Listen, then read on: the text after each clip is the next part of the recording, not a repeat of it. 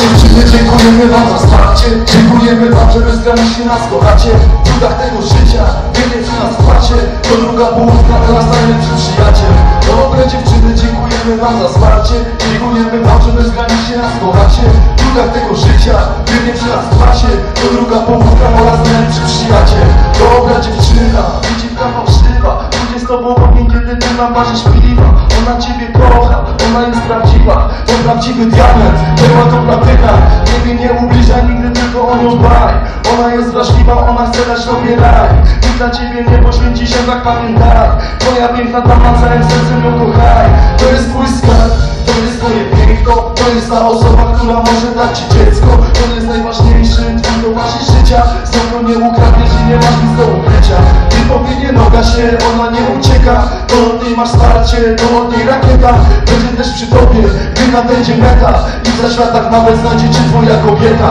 Dobre dziewczyny, dziękujemy wam za wsparcie. Dziękujemy wam, że bezgranicznie nas kochacie. W trudach tego życia, wy nie przy nas płacie. To druga połówka oraz najlepszy przyjaciel.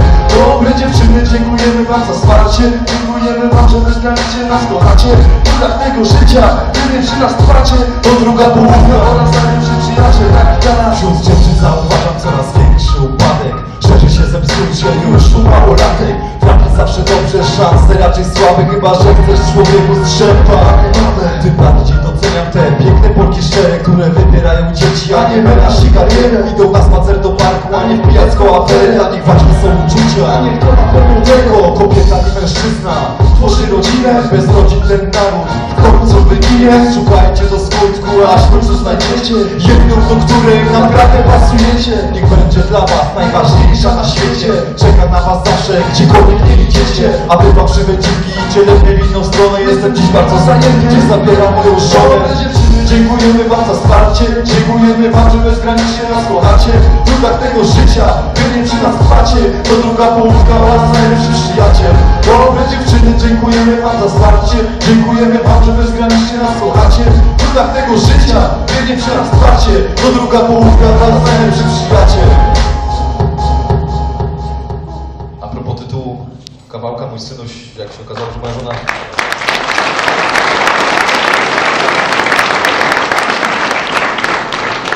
Jak się okazało, że właśnie po tym okresie żmudnej, ciężkiej roboty moja żona jest wreszcie w ciąży, to mój synek mówi do mojej żony tak: mamo, a jak to będzie dziewczyna, to co my z nią zrobimy?